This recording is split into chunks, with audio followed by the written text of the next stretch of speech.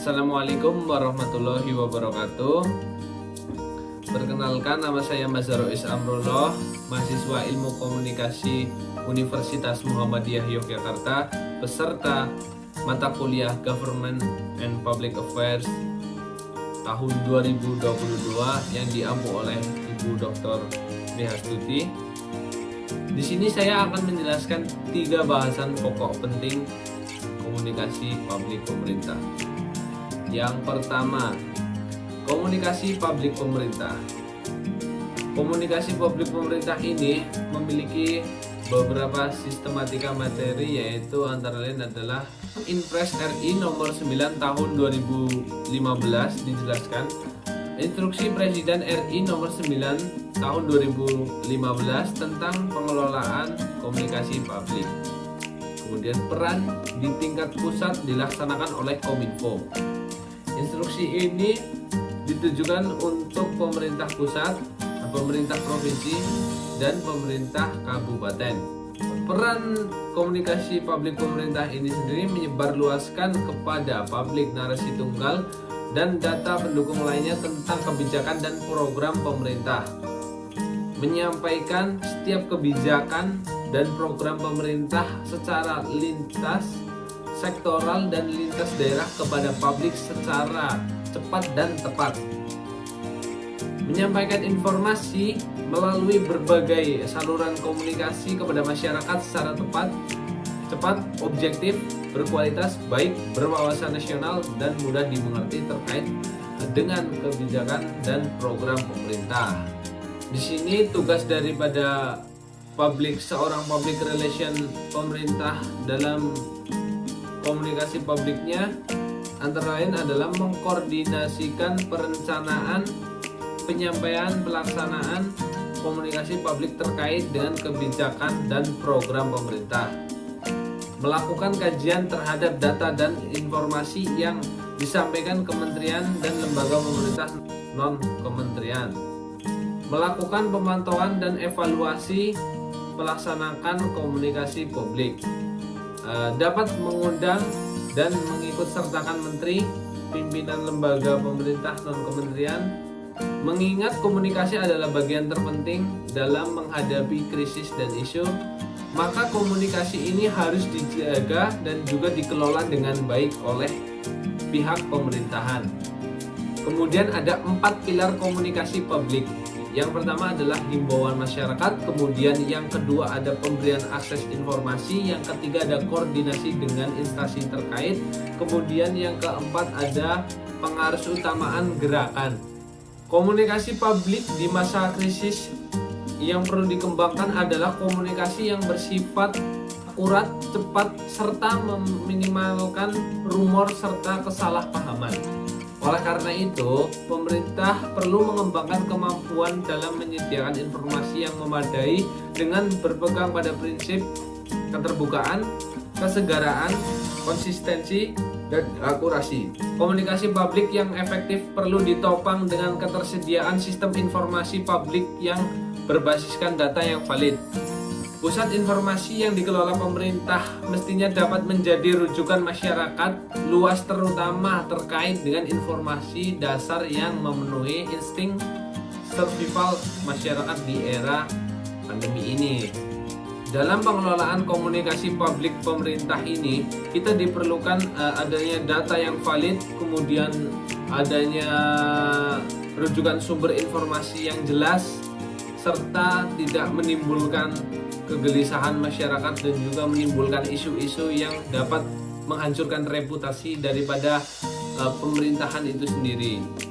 Oke, kemudian masuk ke materi yang kedua, yaitu tentang pengelolaan media internal pemerintah.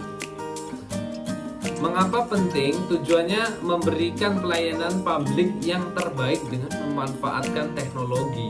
Dengan ditunjang adanya Electronic Public Relation atau EPR adalah inisiatif public relation yang menggunakan media internet sebagai sarana publisitasnya. Ruang lingkup media internal untuk publik internal, kemudian ada media internal untuk publik eksternal. Bentuk diseminasi informasi dibagi menjadi 3, yaitu yang pertama ada above the line, diseminasi melalui media mainstream seperti radio, TV, dan juga media cetak. Kemudian yang kedua ada top the line, yaitu diseminasi melalui media online dan media sosial seperti WhatsApp, Facebook, Instagram, Twitter, dan yang lain-lain. Kemudian ada below the line, yaitu diseminasi melalui media tatap muka, media luar ruangan, pertunjukan rakyat, seminar, dan lain-lain. Kemudian ini mengapa pemerintah harus memiliki media sosial? Yang pertama adalah media sosial didesain untuk menjaga dan meningkatkan reputasi lembaga serta menggali aspirasi publik. Kemudian mengapa pemerintah harus bermedia sosial? Yang pertama adalah media sosial bisa menjadi sarana untuk menampung aspirasi masyarakat dan juga untuk meningkatkan reputasi. Kemudian media sosial adalah media yang interaktif, di mana seorang public relation pemerintah bisa langsung berinteraksi dengan publiknya dengan cara melalui media sosial, dengan cara komentar ataupun membalas komentar dan saling reply. Media sosial adalah bentuk dokumentasi online. Seorang humas harus mengetahui informasi apa yang patut dan tak patut untuk disampaikan kepada publiknya agar tidak menjadi sebuah isu ataupun krisis karena kesalahan dalam menyampaikan informasi. Kemudian kita bahas manfaat media sosial pemerintah, yaitu mendorong efisiensi pemerintahan. Peluang penggunaan media sosial dapat meningkatkan efisiensi dan juga penghematan biaya. Penggunaan media sosial di lingkungan pemerintahan juga dapat menjangkau khalayak yang lebih luas.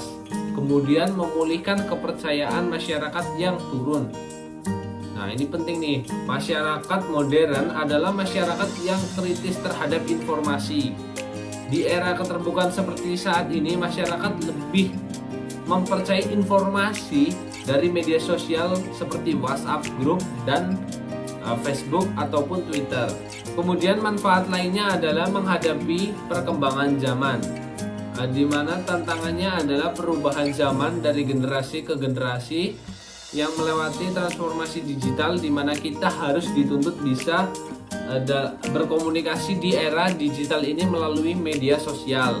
Namun perlu diingat, etika bermedia sosial itu ada, terutama dalam instansi pemerintahan. Kementerian Pendayagunaan Aparatur Negara dan Reformasi Birokrasi telah mengeluarkan pedoman penggunaan media sosial yang tertuang dalam Peraturan Menteri Pendayagunaan Aparatur Negara dan Reformasi Birokrasi Republik Indonesia Nomor 38 Tahun 2012 tentang pedoman pemanfaatkan media sosial instansi pemerintah. Etika bermedia sosial yang lain adalah yang satu, menjunjung tinggi kehormatan instansi pemerintah, yang kedua memiliki keahlian, kompetensi, objektivitas, kejujuran, dan integritas. Kemudian menjaga rahasia negara demi melaksanakan sumpah jabatan. Yang keempat, menegakkan etika yang berlaku agar tercipta citra dan reputasi instansi pemerintah. Kemudian menghormati pegawai negeri. Kemudian yang terakhir ada menyampaikan dan menerima informasi publik dengan benar dan tepat dan juga akurat.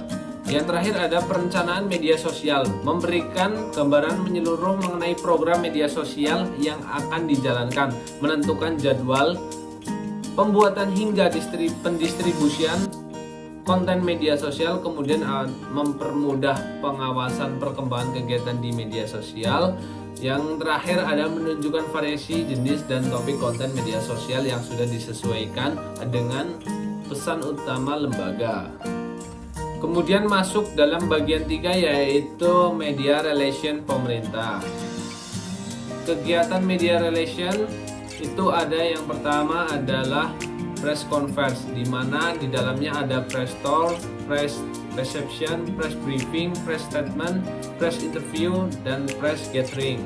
prinsip pada media relation pemerintah ini adalah simbiosis mutualisme, di mana media dan juga pemerintah itu saling menguntungkan dalam pelaksanakan tugasnya, seperti itu ya.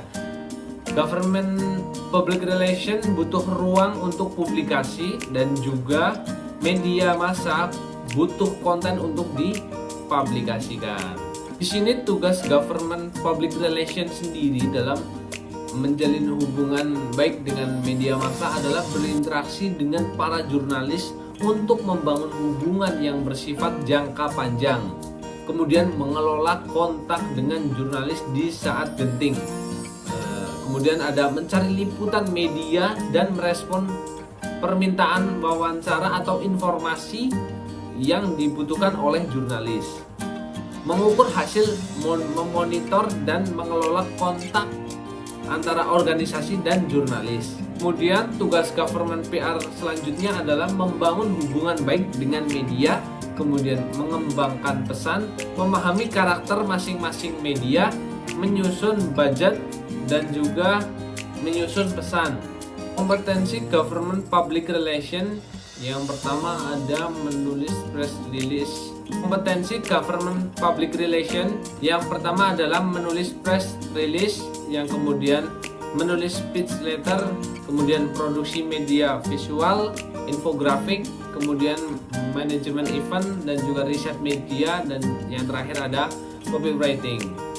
Mengapa ini penting bagi instansi pemerintah untuk menjalin hubungan baik dengan media massa? Karena sangat berpengaruh untuk jangka panjang daripada nama baik pemerintah ataupun kebutuhan konten daripada media massa, ya. Karena di sini saling membutuhkan, jadi di sini tidak ada yang dirugikan.